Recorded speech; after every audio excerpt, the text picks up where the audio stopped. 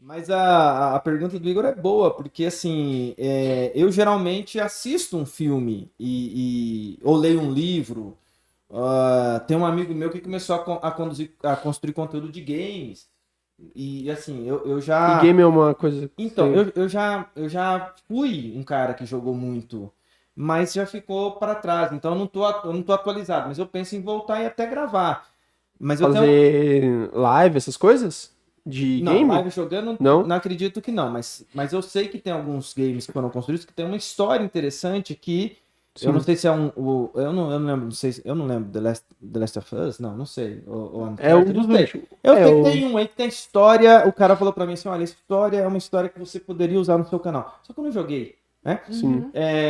E eu preciso até voltar a jogar, mas não é uma coisa que eu faço. Mas assim, ainda lá na pergunta, eu assisto um filme e eu assistindo o filme falo, cara, esse filme aqui tem uma mensagem interessante, que eu não sei se o pessoal capta numa primeira vez que vê. É tipo Então colocar uma lupa assim. eu vou fazer alguns apontamentos. Ou tá rolando muito no meu canal agora atualmente de servir meio como um alerta para pais também, por causa dessas animações. A Uhum. cultura do super-herói é uma cultura que está muito impregnada na sociedade. E, então acontece muito de criança e pré-adolescente.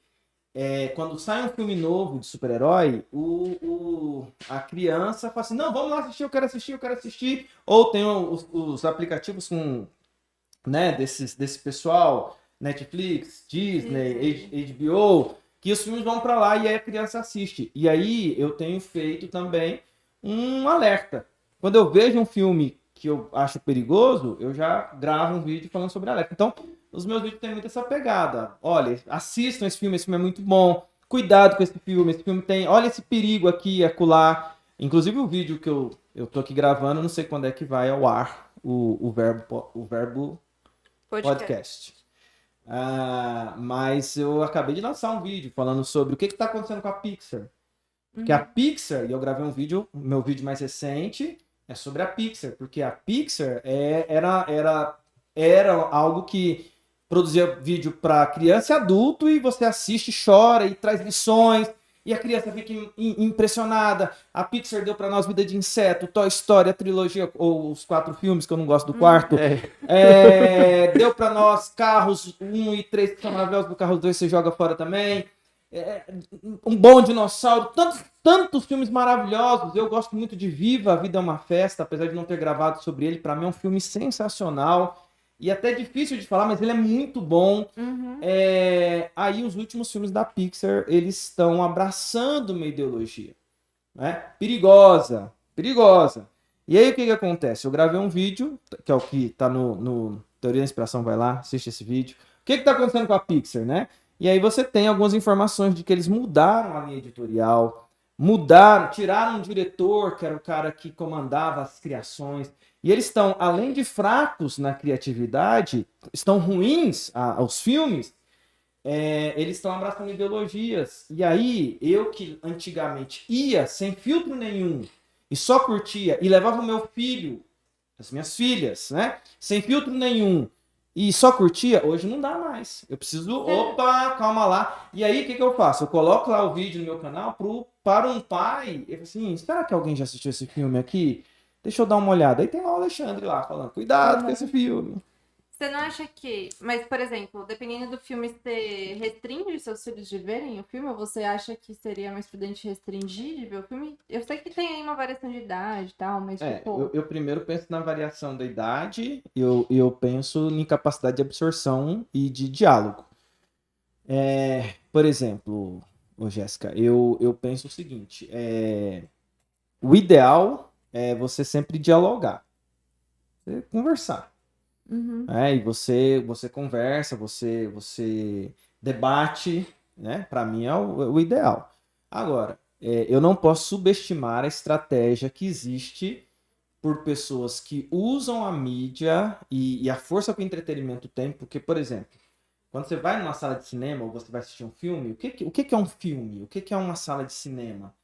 Em alguns aspectos, ela emula quase que um culto. Em alguns aspectos. Porque é comunitário, cinema é muita gente, Sim. é um silêncio, é uma música que te conduz nos seus sentimentos e alguém vai estar trazendo uma mensagem. A gente sempre precisa lembrar que um filme, antes de ter aqueles atores interpretando, tem por trás um roteiro. E o roteiro foi escrito por alguém que tem crenças. E nem sempre essas crenças são crenças boas. E aí, o que eu tô falando tudo isso para dizer para vocês o seguinte. Eu não subestimo a artimanha de pessoas de usarem a força do cinema, que, veja, você senta lá no cinema, você fica 2 horas ouvindo uma mensagem, com música para ficar gravada no seu coração e te convencendo, porque é um discurso. É um discurso que não tem interrupção. Você não fala assim, não concordo com você. Não, você tá lá e fica... E a música te convence. Tem o cara retórica, né? É a retórica. E o cara tá falando aquilo com música pra te convencer. Mexe com as emoções, né? O cara tá falando às vezes uma maior absurdo, mas com uma música bonita por trás, você fala assim, gente, você chora. Comove. Você entendeu? O cara tá falando um absurdo. E o ator, ele não sente aquilo, mas ele finge que sente.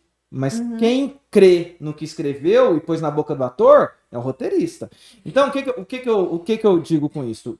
Eu não posso subestimar a habilidade deles de uma criança que não tem ferramenta nenhuma, que é essa que eu tô falando pra você. Porque o cara tá falando uma besteira lá, botar a música que foi, eu falo assim, opa, calma lá, esse negócio aqui não é isso que eu creio. Eu consigo. Mas uma criança, ela consegue fazer um filtro? Então, eu acredito que tem etapas. Tem conteúdos, Jéssica, que eu vejo filme infantil que eu acho que criança não tem que assistir.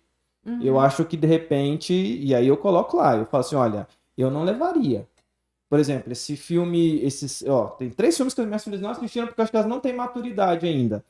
Eternos, Thor, Amor e Trovão e Buzz Lightyear. Elas não assistiram nesses 3.